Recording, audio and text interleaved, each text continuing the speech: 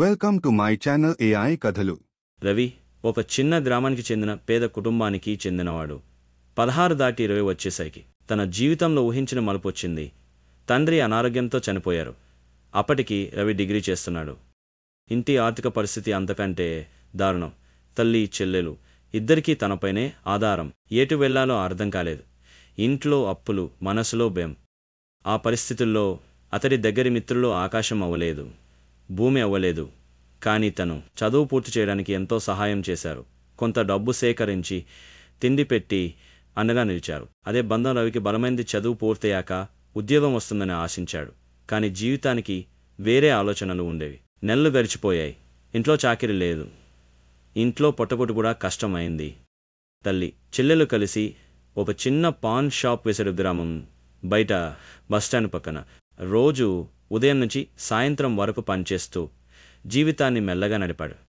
అయితే గ్రామం మాత్రం అతని తలేదిని సహించలేదు. ఇవన్నీ చదివి వచ్చి ఇక్కడే పాన్ షాపా? మా అబ్బాయి నీకంటే 5 ఏళ్ల చిన్నవాడు. హైదరాబాద్లో 40,000 సంపాదిస్తున్నాడు. మరి నీకు బ్రెయిన్ లేదంటావా? వీటన్నిటికీ రవి ఓటం పలకలేదు. ఒక్కసారిగా నవ్వుతూ అన్నాడు, ఇప్పుడేమైనా కష్టం, కానీ ఓ రోజు మంచి కంపెనీలో జాయిన్ అవుతా, లేకుంటే నా బిజినెస్ స్టార్ట్ చేస్తా. ఆ రోజు మీరు గుర్తుపెట్టుకుంటారు. అలా రోజులు, నెలలు, సంవత్సరాలుగా గడిచిపోయాయి. రవి పాన్ షాప్లో పని చేస్తున్నప్పటికీ తన విజన్ మాత్రం చిన్నది కాదు. రాత్రి ఇంటికొచ్చాక ఆన్లైన్ కోర్సు చదివాడు. ఇంగ్లీష్ ఇంప్రూవ్ చేశాడు. రిజ్యూమ్స్ పంపించాడు.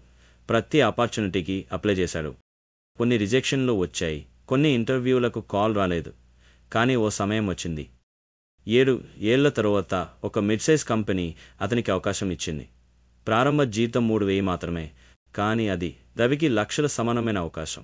ఆ ఉద్యోగం నుంచి అతని జీవితం మారిపోయింది. క్రమంగా promotions, better salary, better life. ఇంటికి ఆదాయం, చెల్లెలు మంచి చదువు, తల్లికి చికిత్స, ఆరోగ్యం. ఇప్పుడు రవి ట్రెడిషనల్ డ్రెస్ వేసుకొని ఆ కంపెనీలో రెస్పెక్టబుల్ ఎంప్లాయీ. విలేజ్ ఫంక్షన్స్కి గెస్ట్గా పిలుస్తారు. అప్పట్లో అవమానాలు చేసిన వాళ్ళే ఇప్పుడు మన ఊరి రవినే చూడు, ఎంత స్ట్రగుల్ చేశాడు. ఇప్పుడు మన పిల్లలకు రోల్ మోడల్. అతను పాన్ షాప్ దగ్గర కూర్చుంటాడు, పని చేయకుండా, తల్లి చెల్లెలతో చాయ్ తాగుతూ, తన ప్రయాణాన్ని గుర్తు చేసుకుంటూ. మోరల్ ఆఫ్ ద స్టోరీ, ఆ రోజు నిన్ను అవమానించిన వాళ్ళు రేపు నీ విజయాన్ని చూసి గర్వపడతారు. పట్టుదల ఉంటే సమయం ఎంత పడినా విజయం తప్పదు.